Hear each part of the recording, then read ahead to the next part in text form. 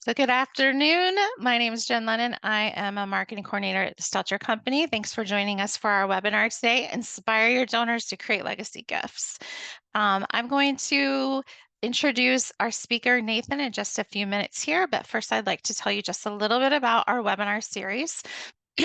As an expert advocate for asset-based giving, we are committed to providing solutions and education for the nonprofit industry. And we really pride ourselves on being a connector, a bridge builder for the community. So we are happy to host the free webinar today, along with a whole slate of webinars throughout the year that will connect you with experts from across the country. Today, we're connecting you with our president, but usually you are connected to experts from all over the place. So we're helping you connect with them and hoping that you can maximize your revenue across all of your development portfolio with this knowledge.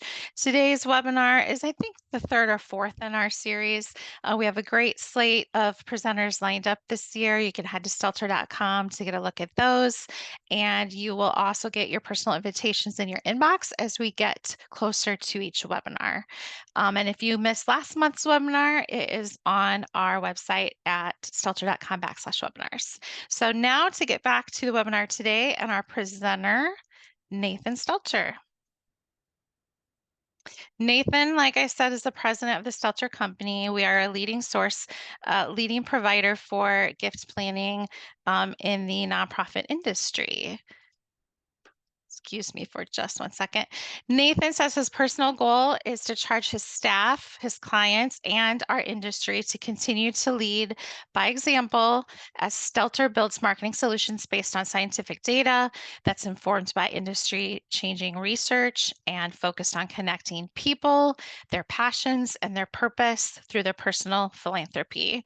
Nathan was the 2023 chair of the National Association of Charitable Gift Planners. He was also the co-chair for the National Standards of Gift Planning Success Task Force, and he was a past board member of the National Capital Gift Planning Council, which is in Washington, D.C. Nathan's career has spanned over 23 years now. I think we're in 23 years as of June, I think. So he's spoken at over 150 national and regional meetings. You've likely seen him. He's been quoted in all the things, Fine Giving Today, Advancing Philanthropy, Nonprofit Pro, and other trade publications. He is a two-time graduate of the University of Iowa. He earned his bachelor's degree in marketing, and then he also earned an executive MBA. Nathan resides in the Des Moines area, and he spends his time with his children, Benjamin Hawkeye, which is a shout out to the University of Iowa, and his other son, Brody, and his daughter, Bryn. So without further ado, Nathan, the floor is yours. Terrific. Thanks, Jen. And yes, we're coming to you live from lovely central Iowa. And thankfully, everything happens for a reason. The webinar was slated for today as opposed to yesterday when we had tornadoes coming through here. And woke up to a lot of folks out in the back here looking at my back door, doing some cutting down of trees and whatnot. But excited to spend, I guess, the next 50 minutes or so chatting with the group and sharing some ideas. If you've heard me speak, really my goal is just to be able to give you a couple nuggets more than anything else around, for today's topic, inspiring donors to create legacy gifts. And as Jen mentioned, I previously or just recently rolled off the national board after 5 years. And it's really just an amazingly exciting time for our industry, the plan giving world. There's a lot of changes going on, a lot of opportunity.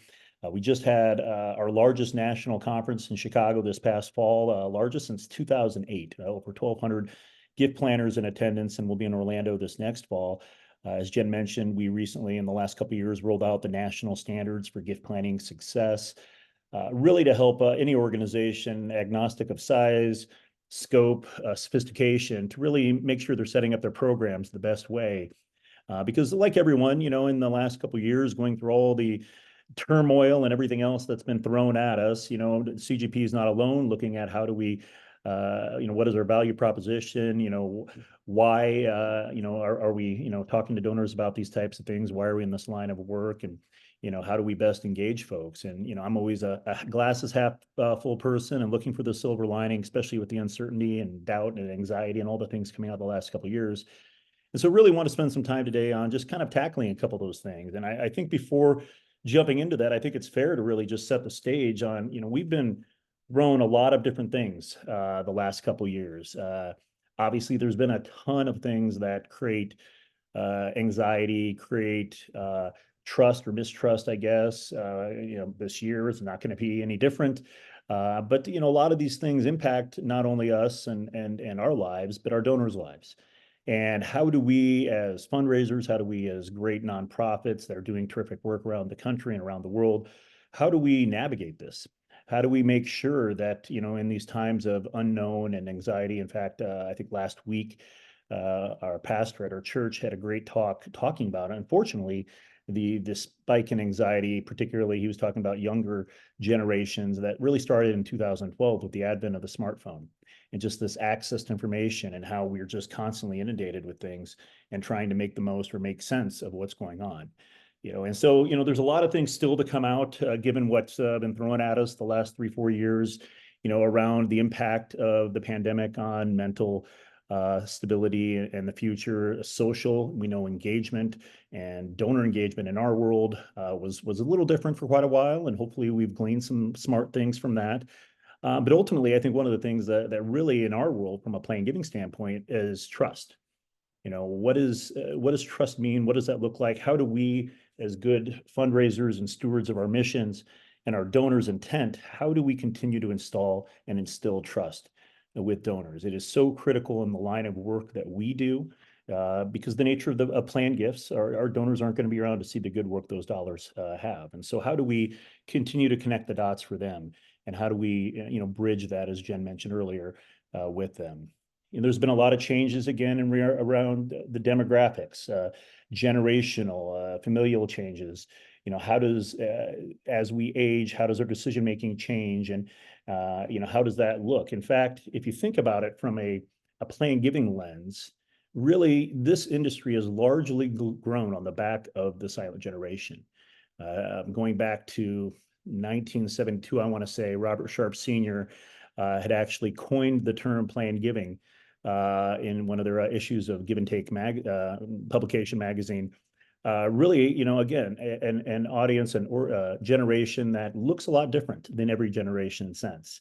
Really grew up believing in duty, service, almost kind of giving to charity as a this is their obligation of sorts, not exclusively, but that definitely was a theme. But boomers, like Gen X, like millennials, like every generation since, looks different. We're questioning more. We're looking at things through a different lens. We have access to information at a level that is never, right, wrong, or indifferent, never been seen. And so what does that mean? What does that look like as it relates to our communication? And what does it look like as it relates to their trust with us, and that we are going to be doing the things they've asked us to do with those dollars? We look at changes as it relates to giving. And this isn't just within the planned giving industry, but this is within all of philanthropy. This really started seeing this, fewer donors giving to fewer organizations really started back in 2008, 2009. And there's been a variety of reports between Giving USA, Blackbaud, and others. I think that was the first point in recent history where donors started taking a personal inventory during that housing downturn. I remember being out on the campus of Boston College for an AFP Wealth and Philanthropy Summit, and a variety of individuals talking about how folks going into that downturn, may have been giving to 8 charities, and coming out of that downturn were likely giving to 3 or 4. They'd really kind of honed in on those that were maybe a little more local, that they could see the impact of the work, or those that were a little more near and dear to them from a values match standpoint. And I think during the last couple of years throughout the pandemic as well, we saw another round of that, people taking a personal inventory of sorts in regards to, what's most important to them. On the other graph here, and this is one of the infamous late Robert Sharp Jr. Graphs. He actually did this at one of his last keynotes that I saw him at in Philadelphia a couple of years ago before he passed away. This is where we're sitting right now. Again, we are in kind of this area that we're going to see with the baby boomer generation, where some of these dollars are truly going to be realized. And well, it's all not going to go to charity. It's all not going to come to us. There is definitely going to be an aspect of that. And so it's a very exciting time in the plan giving world for us to make sure we're being smart and we're educating and informing and engaging and connecting with donors in the right way. I bring this up as well because those of you who are on the call today likely have seen this pyramid. the donor pyramid. You've likely seen this at some area of your career. It's your tradition. You kind of start off with a larger pool of folks from a prospect standpoint, hopefully engage them to be a annual donor of sorts and maybe get them to repeat and have some retention and grow them up, through moves management or whatever process. This pyramid, where at the top, typically that was the bequest, the planned gift. And while that's still very much true, and I know there's been articles, I know one coming out in the Chronicle last year from one of our Giving Institute board members, Lauren McDonald, around, again, the pyramid's still alive. There is more of a vortex, and that's what you're seeing on the right there, is donors can come into contact with us in a variety of ways now. It's not necessarily that they have to be connected to us for 10, 15, 20, 25 years before making a planned gift. In fact, I know one of our studies that Stelter did back, and this is now going on 2009, so it's been a little while, but that was one of the ones that we foresaw, that ladder of engagement from an annual donor to bequest donor didn't always include an annual gift. In fact, at that time, 25% of folks who had made a planned gift had never written a check before. And so I bring that up because it complicates how we are communicating with folks. How do we mine our database? How do we build portfolios? How do we market? What are the best ways for us to find those folks and communicate to them in a way that makes sense? I always share this, ultimately our job is hard. We know that the nature of planned gifts and the nature of the sensitive nature of people talking about their mortality, their wealth, and so forth, it's hard to get them to divulge. And no matter what study you typically have read or seen, usually for every one bequest you know about, there's two or three others out there. And that continues to be hard, in the digital generation, because it's easier for folks to make decisions and not necessarily include us. And so how do we, again, when we're thinking of our one-to-one engagement or one-to-one relationship building, but also our outreach and our marketing, how do we give them reasons to self-identify, and how do we give them reasons to raise their hand?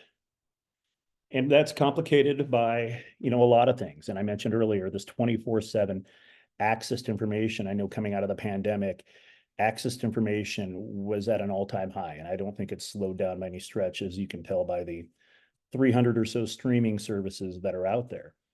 Unfortunately, with that comes whelm, exhaustion, distrust. And then you throw in this little AI thing. And I know at one of the most recent Giving Institute board meetings we had this past spring, that was a big topic of conversation.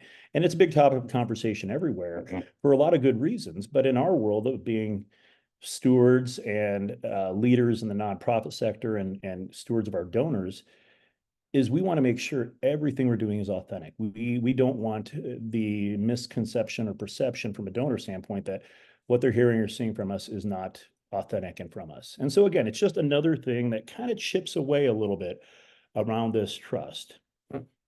And so, again, I mentioned earlier, with this access to information, with this part of our job being harder, where, only a third of folks raise their hand during our lifetime because they can go and do their own due diligence prior to ever coming to us. And I think this shift, again, we're seeing not only from a donor standpoint, from silent generation to leading and lagging boomers and Gen X, is also relevant in our staff. Those staff who have been around for a while and know the importance of relationship building. We have to be okay with not owning the entire journey of the donor.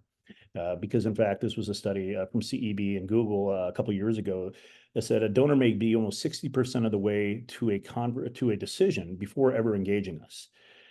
And I seem to recall even one of our national conferences years ago in Denver, Colorado, Jeff Comfort, previously at Georgetown and Oregon State, recently retired, had shared a great talk as one of the keynotes, and it resonated with me because he mentioned we're no longer holders of the keys. Those of us as professional fundraisers, don't always control the conversation with the donor from beginning to end. And we have to be comfortable with coming in at certain points. And we have to understand that this is the very nature, not for everybody, but this is the very nature of the world that we live, and being able to be flexible with that. So I bring that all up because, there's a lot of focus in our world on the how and the what. And for any of you, and if we're doing this in person, I'd ask for a raise of hands, but for any of you who are familiar with Simon Sinek, I'm a big fan of Simon Sinek. A couple of weeks ago, not as big a fan. He did have a post on, I think it circulated in some of the philanthropy circles on LinkedIn, around his take on overhead and the importance of that in the charitable sector. But he does have some really good points. And this was a couple of years ago, we had one of his colleagues with his company actually speak to our staff. And they were talking about this start with why. And while we were talking about it in the context of our day-to-day lives and work and so forth, I couldn't help but think about what the impact of that as it relates to the plan giving rule. And so I figured this was a good way to start our discussion today, is really this kind of golden circle, where I alluded to earlier. We get stuck in the outside circles a lot. We get stuck in the what, the quota, the goals, the campaign. Everybody's in some variation of a campaign, likely. We get stuck in the what a lot. We get stuck in the how. So what is the way they're going to fund that? What is the vehicle that they're going to utilize? But ultimately, at the end of the day, it's the why. It's why do donors care? Why do they pay attention to your organization? Why do they volunteer? Why do they support? And why ultimately would they put you in a will? Why would they see you as an extension of their family? So with that, really, these are the areas to touch on the next 40 minutes or so. Is the importance of trust, transparency, authenticity. I kind of noted that a little bit already as some of the things to be mindful of, but sharing some examples. I'm a visual learner, so I like to share examples how others are doing some of these things. I will spend a little bit of time there, and then we'll delve a little deeper into really what that donor journey looks like. What are the things we need to be mindful of when we are thinking about how we're talking with our donors, how we're engaging and communicating with them? And then we'll finish up on this kind of loving your donors area. This may be a little obscure for some of you, but there's been some great research, some things that have come out from this group, and I'll spend a little time talking about them later, the Institute for Sustainable Philanthropy, that have been tremendously valuable in figuring authentic ways to communicate one-to-one, even through larger mass communication. So we'll start here, importance of trust and transparency, and really with just some basic things. Ultimately, when we sit down and think about trust, transparency, authenticity, how do we communicate? We want to make sure, what do you know? When you're sitting down at your organization and thinking about your donors, what are the things that are top of mind for you? And hopefully your donors, your work is important, your donors are critical to success. And ultimately, you're around because you can make a difference in whatever area that you're focusing on. From the flip side, when we think of Stelter and how do we support, these are things that we think about. We think about, what are the words that we use? Words matter is kind of a phrase we use all around in the office. Your work is valuable. How do we articulate that? How do they articulate the reason the world needs organizations like yours? But most of all, how do we connect with the donors to make sure they understand they're a key to your success? And so, some of that things, and going back to that impact of trust and uncertainty and unknown and some of those things, how do we navigate that as we think about, the importance of your work and the importance of connecting the dots for clients? And this was a great article a couple of years ago that I saw on LinkedIn. It was a marketing blog through a Heidi Anderson around the role of trust in today's environment. And this image actually was from a professor out of I want to say University of Oxford, Rachel Botsman, who I follow on one of her listservs, and was really just touching on the amount of unknown that has, I guess, kind of inundated our society in every area, and spoke about the critical difference between reputation and trust, where reputation is very much a reflective measure. And, so this is, what you've done, whether that's you individually as a fundraiser, you as an organization, what you've done. Trust, on the other hand, is predictive.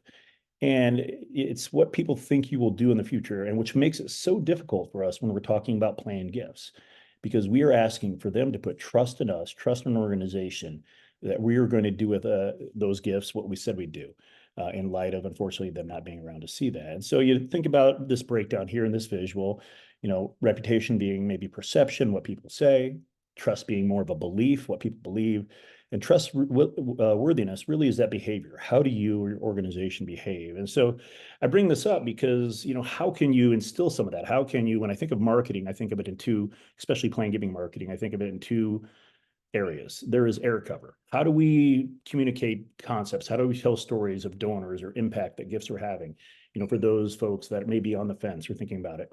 And then for those that are maybe more willing to raise their hand, how do we convert them? How do we give them reasons, time-bound ways to do that? And so here's some examples of how others are building trust with their donors. This example on the left, or actually both, are kind of different versions of examples from World Wildlife Fund. And actually, and this was a great presentation, or excerpt from a presentation one of my colleagues gave at the national conference last year, but really utilizing social proof. And for any of you on the call that follow Russell James and the work that he does, this is a great way to kind of further reiterate people like you do things like this, or people like you feel things like this. And so they utilized here, an opportunity as they're always asking for feedback, always looking for ways to create two-way dialogue with their donors, sharing actual quotes from some of the feedback or even the surveys around some of these buckets, trustworthy, dependable, impactful in particular, and being able to really share not only the real life comments that people have given them, but make sure that's under these umbrellas that are so important to the work that they're doing. Here's another example is again around the lines of asking for feedback. People want to be heard. Or during the early onset of the pandemic, one of the things that we saw resonated the most, and I think it's partially because we had a captured audience, was surveys. People wanted to, whether they were sheltering in place, whether they were, slowing down from the hustle day to day, traveling all over, what have you, for a period of time there, saw a lot of feedback from folks wanting to just connect. And so here's an example, and this is, as Jen mentioned, I'm a diehard Iowa Hawkeye. This is the other school in our state, Iowa State, great institution. But this is really, again, asking for donors' feedback, asking, letting them know that their opinion matters, and trying to capture that in whatever ways appropriate. And here's a couple other examples too. Again, World Wildlife, I think, does a very good job of this, but, sharing supporter survey key findings. We all are utilizing surveys in different areas of our work and our lives, but how do we close the loop? How do we take those key findings and make sure we're sharing that with folks, when and where appropriate? West Virginia, I think, has done a great job here with, again, impact reports. Stewardship, we all know is amazingly critical to the work we do, but maybe not always something we have enough time to do. And so how do we connect the dots and articulate the impact of the work that they're doing? And then, one of the things I share on the right here, and this is a couple years old now, but this actually showed up in one of my social media feeds from one of the local arts organizations here in Des Moines. It was the Des Moines Symphony Orchestra. And I just thought this was great. And again, some of the ideas that, hopefully still resonate with us post-pandemic around creative ways to connect and authentic ways to connect with donors. And so, like a lot of arts organizations that were struggling during the pandemic because you couldn't get butts and seats, and the patrons couldn't attend events, they tried to bring the music and the experience and what they care about to them. And this was an example of how they did this with the concert master and his wife, who's a principal cellist, I believe, from their own home. So again, just different ways to connect the dots, different ways to build authenticity and trust with your donors, because it is critical as they go through this donor journey. And speaking of the donor journey, that's where I want to spend a good chunk of time, is what does that look like? How does one get to be a legacy donor? This isn't something, and make our lives a lot easier if people just woke up and said, hey, I'd like to make a planned gift to XYZ organization today. But we know there's a very real path that people take. And so we spend a lot of time thinking about that. What are the different ways we can educate and communicate? How do we, engage with folks? And so these are a variety of the different things that we pay attention to. You may pay attention to these as well. Dr. Russell James, strengths-based messaging, different types of research that's been out there. Obviously, in our world, when it comes to marketing, it's direct mail best practices. And then I mentioned the Institute for Sustainable Philanthropy, which we call philanthropic psychology, is one of the newest methods. But that really allows us to kind of break things down into something we think about daily. And you may have seen this from me or one of my colleagues in other talks, but these are really the things we think about every day as it relates to the donor experience and the donor journey around legacy giving. Really, this revolves around that why. And it starts with, and I'll just go through these and we'll kind of touch on these as it relates to an actual donor journey in this section. But, belief that the problem is worth solving. That's why you're around. The work is important. Belief that your organization can affect change. The belief that the organization will continue to be around and will spend money wisely, that will be good stewards. Feeling connected. There's that connected again to the organization. How do we let them see themselves in our work? Some of us, it may be easy. We may be local. There may be real tangible ways to show that. But others, the work may be overseas. It may be areas that they can't touch and feel. So how do we do that? How do we articulate? We talk about this a lot in our world. A lot of people get stuck in a checkbook mentality. What can I support an organization with now? But how do we, articulate that, an estate gift can help them make an impact that can be remembered? And then again, using some of the social proof or social norms, how do we show that people like me do things like this? How do we help them develop their donor identity? And then ultimately, this is where we like to get, giving them the trust, the peace of mind that they're willing to share those intentions, because it's very easy not to, and a lot of folks still choose not to. And so again, a couple more questions we typically think about, and I'll kind of walk you through what we see as a typical donor journey. But where do they start? How do they set direction of their journey? What are obstacles perhaps that they see? And then ultimately, how do they sustain it, or how do we help support them in sustaining that donor journey? Because there's areas they can get sidetracked. There's areas that we can, unfortunately, sidetrack. And so this is kind of, and this is, kind of what I call a death by PowerPoint. There's a lot of content on this slide. And I think as Jen alluded earlier, we will have the recording, but also the slide deck available. And there's a couple other slides later on that aren't meant for me to read word for word today, but hopefully you can take and digest at a later time. But this is, again, what we think about when it relates to a donor journey. These mindsets show up throughout this donor journey, and we'll touch on kind of where and what to look for. But really, it starts with supporting. That's the very beginning of the experience, the relationship with your organization on the base level, and that may come in the realms of a peer-to-peer connection. That may be a one-time annual gift. That may be an event. And ultimately, if we're doing our jobs and we're connecting with them and our colleagues in annual giving and volunteer groups and events, they get to a point where they're curious and they want to understand and learn a little bit more. And we give them options and ways to do that. Maybe we've started planting the seed with them a little bit around some of the ideas outside of, an annual gift. And maybe they do start thinking of us as an extension of their family and start consider us. And, this may take a while, and I'll kind of walk you through an idea of that, and then getting that hopefully to a decision and ultimately action. And I will give credit for today's discussion. This really isn't something I came up with, but I love the analogy. This is one of my colleagues, Kit Lancaster, who's one of our strategists for our community-based charities. Her and our previous editorial director, Katie Parker, really broke this down, this 5-part kind of journey of sorts, into the analogy of a hike. And when you're thinking about the journey that donors take and the different ways that they engage or get distracted or may question things, a hike is a great way to think about it. So the first part really starts with the supporting trailhead. And this is really, as I mentioned, where the donors or the supporters first enter the journey. At some way or somehow they've shown that they care about your organization. They've done something to get on your radar. You start really here building trust. Hopefully we're thanking donors. We're telling them how grateful they are. We're showing them evidence of the success and doing that in a variety of different ways. When we think about this phase, this is some of the things we watch for is increase in giving frequency or amount. I know one organization I support, I had given, probably annually, and then recently signed up to give monthly and been doing that for the last 6 months. And so, just really been paying attention more, and other donors do similar. We may be also engaging them through other areas, volunteerism, advocacy, and such. And so those are things to be watching in the supporting area. The next one is what we call kind of generically is this discovering forest. And this is really where, the root of what we know is so critical and important in the world that we live in, playing giving. This is about building the relationship, helping donors feel important, feel appreciated, and letting them know their gifts matter, and giving them ways to strengthen their engagement and voice their opinions. Surveys, this is an area where surveys can be great tools.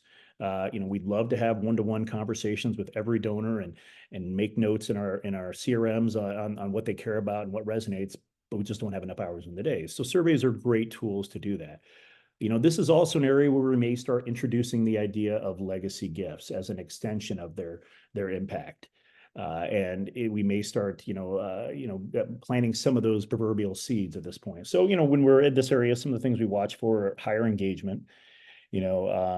Are we seeing that they have peers that are also giving, or peers that are part of our legacy societies, attending more events, some of those things? Are we seeing, if we have stuff on our websites or in emails, are we seeing more engagement there with them paying attention to or connecting with our messages? And that's really that part of that discovering for us. Hopefully, again, they get to that point of considering. And it's fine if they don't. We know there's a lot of great organizations, and everybody needs to find the organization that matches best with their values. But this is that considering phase. And if they truly are aligned with who we are and where we're going, they start to think about that values and future legacy and considering their long-term plans and commitments. And really, ultimately, as we all do, they think about how they'll provide for their family. And hopefully, they're thinking about us as an extension of their family. And is true, and many alpine hikes, it's this phase may take a while. They may hang out for a while. We know, everybody procrastinates. People don't always want to sit down and think about their plans and put together their wills and so forth. So this may take a while, and they may engage advisors, may engage family members, and maybe a variety of things that they take into account in this area. I mean, when you think about it from some of the Russell James information, we think about this as donors trying to visualize the last chapter in their autobiography. And so, really asking that question, where does your organization play a role in their story? And so, looking for here opportunities to strengthen identity information, getting more information about them, their family, what's important to them, interest in nonprofits' vision and impact. I know one of my colleagues who was critical in the rollout of our national standards for CGP, Catherine Myrie, amazing consultant down in Birmingham, Alabama. She shared with me that when she works with clients around the country, one of the things she would always ask them to do is if you have your vision or case statement or your areas of focus for your strategic plan, make sure that's easy to find. Make sure donors can see where you're going. Because if you think about how plan giving has evolved from silent generation to boomers and Gen X as a duty, I must do this. This is my obligation to support charities in this way, to more of an investment. People are looking at, if I'm going to leave XYZ to an organization, I want to make sure it's a good investment. About donor dollars, anything you invest in, you want to know where they're going and what their plan is. So if you have a strategic plan, if you have some of those things articulated, I thought that was a terrific piece of advice from Catherine to incorporate that or include that at the very least as a link on your websites. And so ultimately, depending on how long that period of time takes from consideration, we've got them to the point where they're ready to decide. And this is what we call kind of that decision or deciding boulder field, because the trail can get harder a little bit here. Obstacles may pop up. Psychologically, really, donors are at the stage of integrating the nonprofit with their identity. And again, this is when we think about Russell James' work. This is what allows for that idea of death transcendence or living on through an estate gift. So, one of the things that we really want to make sure, and hopefully we've been doing variations of this throughout, is, using that social proof, making sure we're sharing with them that this is a good decision, building that trust, that confidence that we're good stewards of those dollars. But we want to look at, this may be, they were looking at certain areas of our website. They may be looking at contact us. They may be looking at bequest language. They may be looking at, working with an advisor. They may be, and again, through the different ways we provide them, maybe trying to reach out or connect with folks at the organization. So, things to be mindful of. I think, when we saw the pandemic and you saw where plan giving, which is largely a reflective type of philanthropy, it turned into more of a reactive for a period of time there early on in the pandemic because people were forced with the mortality.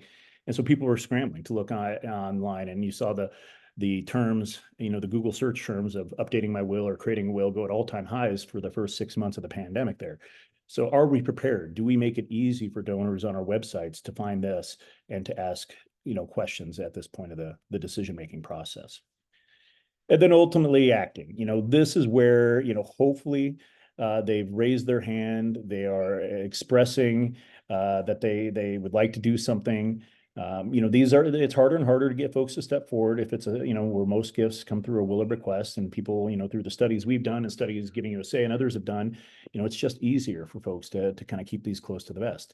But this is where things like legacy match challenges and other time-bound campaigns can help prompt people to get off the proverbial fence and raise their hand and let us know that they've done something.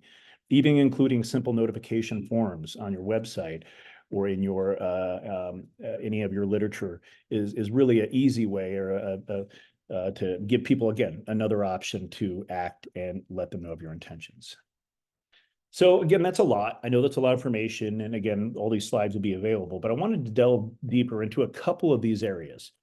And in particular around this organization is trustworthy. You've heard me talk about the importance of trust, building trust, transparency, authenticity, everything. And this is really a critical element of the decision. And so how do we do this? Or I guess even more so, why is this important? And what are the things, what are the ways that we can, from our seat, support and enable that? This was from actually, I believe this is the Giving USA Leaving a Legacy study a couple years back. But this is some of the reasons, again, top factors that beside mission, now that's kind of a given that they assume in this, in choosing organizations for the largest gift. And as you see, part of that is firsthand knowledge, respect for leadership, expect organization be around a long time. Obviously, that plays hand in hand with what we're trying to accomplish from a legacy giving standpoint. Um, Track record of success. Again, what have we done? How have we built that trust with them? And are we good stewards? How do we manage that wisely? And so you see track record of success here is really number one, about 65%. And this is really, showing that impact. I know when we think about plan giving marketing, we use testimonials a lot. Why has a donor did that? What was their impact and connection to the organization? But are we using impact stories? Are we showing how gifts that have matured or been realized, how are they impacting work? And what does the track record of that success that we're doing look like? When we expect the organization, how do we instill that, yes, we've been around for a while and we intend to be around for a long time. Again, I mentioned earlier what Catherine had shared and sharing the strategic plan. How do we further support and instill that we are going to be in this for the long haul, and your investment in our organization and through a planned gift is a wise choice. And then how do we, connect the dots from firsthand knowledge? So it's, again, easier if we're a localized organization. They can touch and feel, they can come to events, they can see the work firsthand. But are there other ways to do this? And ultimately, how do we instill that, we're going to be good stewards? So here's a couple different examples that tie into this. This is one that really ties to that longevity. How do we highlight longevity through milestones? This is a children's organization here in regards to a medical organization, that supports children on celebrating those anniversaries. How do we, drive or pull from our past and drive towards our future? Sometimes we do campaigns that we've seen successful on, identifying in this next year, it's our 100th year anniversary or 50-year anniversary, 50 gifts to celebrate the next 50 years. Right? It's time bound. It gives people a reason to let you know they've done something or get up the dime and actually do something. But again, a way to tie in that sentiment that you'll be around. Feeding America, I think, does a great job, and they always pull from their case statement or a variety of documents. Just, why is the work we do important? What are the things that are important to you? What is the impact that, all the giving and all the philanthropy that supports us have on the work that we're doing? And so always including that where appropriate. When we think about the connection and being connected to the work that we do, we know giving is emotional. We know when people give, they feel good. We've all heard or probably read about the emotional boost donors get from giving and the release of feel-good chemicals, oxytocin, serotonin, the warm glow, all those things. So how do we connect donors, and how do we give them a connection or a feeling of connection, ultimately in our one-on-one work, but even more so in some of our outreach that we're trying to do? And a lot of this is through donor stories. How do we really share? I think donor stories are a great tool. I think they're a tremendous stewardship opportunity for that individual donor. But how do we make sure it resonates with a larger audience? So here's an example of, again, this is Iowa State University sharing examples, and sometimes higher ed has it a little easier where they can share scholarship examples in this case, but building connections around that donor satisfaction about specific gifts.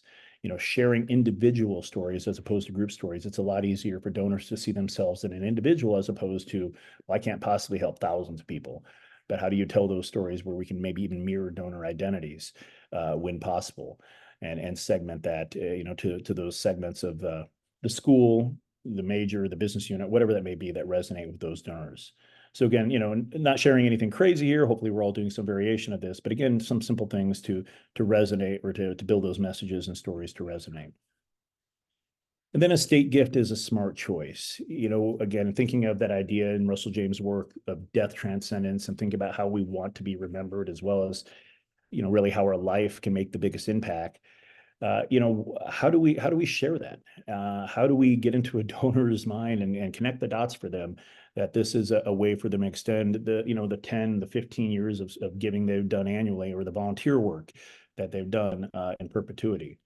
And in fact, it comes down to this. And there's a developmental psychologist named Erik Erikson. And as humans age, we become more reflective about our legacy and what we leave behind. And Erikson actually theorized that humans go through 8 stages of psychological development. And for our purposes, the two that we focus on really are these final 2 stages, 7 and 8, which align with the age really of our typical legacy giving prospects.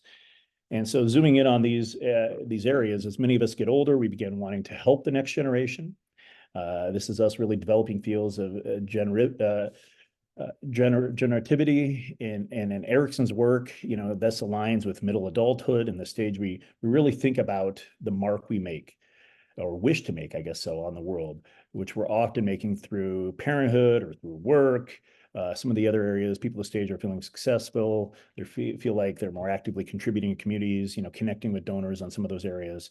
But as we enter that last stage of development, when they begin to tackle their own mortality, this is often triggered by life events. And as we all know, this is retirement, loss of a loved one, illness, things like that. And people at this stage are reflecting back on their life story and considering whether they lived a meaningful life. They feel successful when they have few regrets, and when they feel they're leaving behind something that will last, whether that's their grandkids or another meaningful contribution. This is where we really want to connect with donors at this stage by showing how their contributions or their support, their volunteerism has been meaningful and really helping them achieve permanence through a legacy gift. And so here's a couple examples that we've seen as well. The left one, Carnegie Hall, really kind of using words and talking about keeping music alive for the next generation. Obviously, this resonates very deeply with their audience. When you think of the other side here, this is an insert for, again, I mentioned World Wildlife. This is providing tools. How do we provide tools when people are in this reflective part of their life? A lot of people get hung up on just how do I get my head around all the different things? Hopefully they're working with advisors, but we know a fair amount of people still don't. So how do we provide tools that can help them at least get off the dime and move the needle as it relates to that? And then when we think of the final act, it's, sharing intentions. Why do we want donors to tell you about their gifts? Obviously it's helpful for us to articulate to leadership and to, plan for the future and to ultimately to be good stewards of their dollars. I know when we put those reply cards together or those reply mechanisms, that last thing a donor sees before deciding to connect with you, we want to leave it open-ended. I like to talk to, some of the verbiage that I like to use is, like to talk to somebody about how my gift can make an impact. Ultimately, we're not saying it's going to be restricted. We like unrestricted, but we're opening that up for a conversation so we can be good stewards and we can do with the dollars as hopefully they'd like us to do. I remember, again, going back to Jeff Comfort, he was really one of my first mentors when I moved out to the DC area and started working with charities now, I guess, almost 24 years ago. Jeff had a very simple bequest intention form that I just loved because it was simple. It's not a legal binding contract. But the first third, maybe first quarter of the page was just, simple language around the percentage and designation or what type of gift or what type of asset. And then the bottom third or 2/3, excuse me, of the page was really tell us why. Why is this something that you chose to do at this time? And it was just a great way to get people engaged and get them to reflect and get them to share their story in a very non-evasive way. And so ultimately, when we're trying to figure out ways to get people to raise their hands, this tends to be, why do we not choose? What are the excuses donors tell us? And again, this is from the Giving USA legacy, Leave a Legacy report. And things we've seen in our own research is, people don't necessarily always want special attention. There's that concern about if I tell them I've done this and something changes financially or health, I need to change that. And it's just easier if I don't. So I want to maintain control. So a lot of this is, again, taking away some of these objections up first. And one-to-one, easier to do, but how do we do that in some of our marketing too? And so just thinking about this and, on the left here, with some of this example, using some of that language. Many people like to leave one or more gifts in charity in their will. If you were to sign a will in the next 6 months, how likely would you leave this? And, saying obviously, there is some social proof. People like you like to do things like this, but knowing this isn't something that may be top of mind right now, giving them, some opportunities or some options, I guess, to respond. On the right here, I mentioned earlier, legacy match challenges or campaigns. Those have been great tools as well to get people to raise their hand where, over a 12-month window, we can, for every bequest notification a charity receives, and you may have a certain goal or dollar amount you're trying to hit, This can be taken from a fund or, funds, or it can be funded by a donor. We'll support something this today in regards to a cash gift. So it allows the donor for just simply really a stroke of a pen by, acknowledging a bequest gift to also have a financial impact today. So there's a lot of different ways that you can use some of these tools to support some of the opportunity for people to tell us. So I know that was a lion's share here. We're just about 12 minutes. So want to touch finally on this loving your donor side. And as I mentioned earlier, this is, really stemming from the Institute for Sustainable Philanthropy and this philanthropic psychology, which some of you may have heard of. Jen Shang, Adrian Sargent out of the UK have done some terrific work in this area. In fact, there's Jen right there. I originally connected with Jen now about 3 or 4 years ago, and during the pandemic, because I'd stumbled on, and I think it was a paper that Russell James and another consultant, Michael Rosen, out of the Philadelphia area wrote. I think it was called Plan Giving, the Best of Times, the Worst of Times, because, it was a unique time for all of us where people were thinking about these decisions, but we were trying to figure out the most tactful way for us to have those conversations. But she'd already been doing it, and their organization had already been doing studies around loving your donors, and how does, the study that they've been doing over 4,000 adults in the U.S. and other, and looking at 30 feelings people experience on a daily basis, how do we connect on a way that's truly authentic? And that's really what came out of that. And I thought it fortuitous based on the timing when people were sheltering in place, and we were trying to figure out, we couldn't go visit with donors as much as we did before. We couldn't sit in their living rooms. But how do recognize that people want to feel connected, and it's not the formality of the connection, it's not the event, it's not the, if you're doing a legacy society thing, it's not the lapel pin, it's just the authenticity of wanting to have a conversation and having that genuine connection. And so I bring that up because that's really critical when it comes to loving your donors. And we know at the end of the day, loving your donors is really at the core of what we're doing. And when we think about building bridges, and when we think about, how do we connect the dots for folks, it's again tying that emotional connection and the cause that they champion, and helping donors connect with that. And so I'll share some examples. Again, this is some of that death by PowerPoint that we're going to provide, so you can consume it at a later date. And again, Jen will share our emails if you have any questions after the fact. But 3 basic phil-psych or psychological needs. One is connectedness. How are we engaging with their donors? How are we allowing them to feel engaged? And what kind of social proof do we use to help connect them?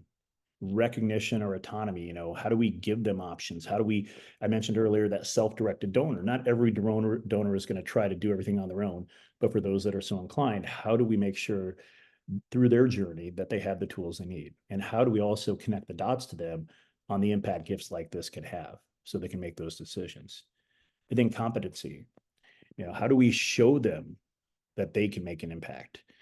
How do we utilize those stories? How do we reinforce our organization's credibility, trustworthiness? Because, as I mentioned earlier, these types of gifts, donors aren't going to always be around, or going to be around to see the good work these dollars do. So how do we reinforce that? And so here's some examples. Again, not going to walk through these today because I want to, make sure we get to some time for some Q&A, but you'll see examples on each one of these slides of some language around creating connections. So how do we help you build the bridge between your organization and the donors to feel connected to the mission? So much so, really, that it becomes part of their identity. So here's an example on connectedness. And again, you can review that and look at that at a later date. Around capability, how do we help build the bridge to remind donors that they're capable of making a difference with us, and they can do it through their estate plans? So an example of some language you can modify and you utilize there. And we think of, I mentioned autonomy earlier, how do we help you build that bridge to remind your donors that they're in control? It's their decision, but we're here to help. We're here to assist. If it's not their decision, it's not going to happen. And as humans, we must, we feel most comfortable when we're in control. So how do we give them peace of mind? We know things change. If you've done something like this, please let us know. How do we build some of that language into our outreach? We're thinking about that identity side. How do we help build the bridge between your organization and your donor's sense of self, who they are, or I guess who they want to be as a person, to help them connect with their core benefits, their values? How do we weave that in? And you'll see some of this language here. I'll show a couple quick examples before we finish up. But thank you for being a dedicated defender of the planet. This is a lot better than thanks for supporting our mission. And then love. how do we help you build bridge between your organization and your donors to help them feel connected and grow their love for your organization, what you do, who you serve, and how they are part of that. At the end of the day, this is the ultimate goal, and it should include a love for other people and ultimately the work. So here's a couple examples. Again, we'll include these, but you'll see some simple things here where we just expanded. This was at the top of a cover letter. We just tweaked the language a little bit here in this one for care, where the first one was fine and it touched on, connectedness and identity, but we expanded that a little bit more with the language there to include competency and autonomy. Again, some very simple changes, but things that you can easily incorporate. Again, here's an example on a reply card where, again, we touch on competency, autonomy, connectedness, but revised to really be some strength-based wording on the right there as well. That includes, again, all three of those, but a little tighter. And then again, I've included a couple examples of World Wildlife. I think they're very receptive and always liking to think about and do things differently. But here's some examples of things they did. Again, ultimately, I'm just tweaking some wording here and how that can have an impact. This is comparing year over year on a control package that we did with them. And, how did that impact, the new wording? So again, I know we're getting close to time, so I wanted to leave a little time for some Q&A. I haven't been following that, but I assume Jen has. Hopefully, while I touched on a lot of different things today, you understand there are a lot of changes that are impacting not only the work we do, but the way our donors engage and the way they think about us. Being mindful or at least being aware of that donor journey and some of the mindsets they may have. And when you're in communication, when you're sitting down with them, when you're marketing them, how do you best, articulate that and tie to that? And then again, we touched briefly, I think Jen Shang and Adrian Sargent are doing some amazing work in this world of philanthropic psychology. But how do we weave in that language? How do we make sure donors understand how important they are to us and that they see us in that light? So I will turn it over to Jen. I believe we have 5 minutes-ish left. We sure do. Nathan, we don't have a lot of questions, but I do encourage if you do have a question, go ahead and type it in. We might get to it. We have one that's been sitting in there from the very beginning, and I think it's just verifying the percentage of people who notify the nonprofit that they have left them in their will. I think we said 1/3. Yeah. I mean, most studies are in that 33% for every one. There's two or three others out there. This may vary by institution, by size, by brand. I know there's some large cancer center organizations where, in a given year when they're doing an inventory of their state gifts they've received, 50% of them come even from outside their database. And so, that may change. It's just, it's harder and harder. I think the reason I bring that up and remind folks is, we're just trying to figure out smart ways to give people peace of mind to raise their hand. We know it's very easy, and we probably all have made, I know I have organizations in my plan that they don't know about it, and you'll probably have the same, everybody does. But how do we give people reasons to divulge and share their intent? We have one person asking just kind of about the style of the direct mail appeal and piece. If you have ideas on what has been more effective, something that's very branded and looks very much like the organization with the newsletter, reply card, a BRE versus something that looks very much like a one single appeal letter with tear off reply card. Thoughts about that? I'll say it depends. It depends on what your donors are used to seeing from you. It depends on the type of organization you are, and it depends on what you're trying to accomplish. I see we utilize a lot of different tools when it comes to print marketing. I like using newsletters for storytelling. It gives you more real estate to tell stories and connect the dots for folks. I like to use more traditional direct response pieces, maybe the cover letter, if we're really getting people to try to take action on something quickly. So there's a lot of different ways, but it kind of depends. And I do also put the caveat on there. It just, if you're an organization that's very direct response, direct mail heavy, you need to be mindful of how do we weave the plan giving into that? Because we don't want it to get lost in some of the clutter sometimes. Right. And I think also what's your overall goal? Are you educating where are they at in their donor journey like you talked about? Are you educating or are they at their discovering phase or are they at the decision phase? I think that'll kind of depend. How effective do you think donor surveys are? I think donor surveys can be amazingly effective. I think what some of the biggest downfalls you see is there's twofold. One is too many cooks in the kitchen. Inevitably you're talking within your team, within your organization, want to do a survey, and everybody wants to accomplish something. They want to get a question in there, and it very quickly loses its impact. I think one of the things I've seen successful, and this goes even to some of the stuff Russell James has done, is how do you look at a survey, make sure it's easy, it's not going to take them an extensive amount of time. It resonates, it's really genuine in getting them to think through what has been the relationship with your organization, what does it look like now, and what do they see for the future? How do you get them to think through their life story with your organization in a survey? And I think those can be tremendously successful if there's some science and some thought to that. The other side of it too is I think it's important to think about who the audience is. It's very easy to say, let's send this to everybody under the sun.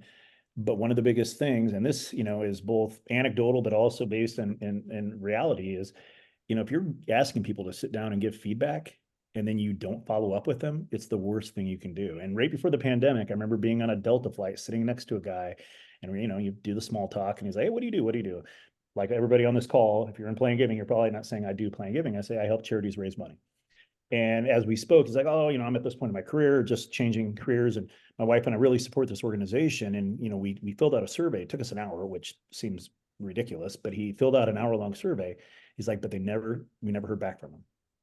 And so you want to make sure you can follow up in a timely manner. You want to make sure that that you have a plan to close the loop with donors. If they're going to spend time to share why they care, you need to be able to connect the dots with them. Exactly. And we are out of time. We can go ahead and click to the next slide. Thanks everyone for sending. We had a couple more questions in there that did not get answered.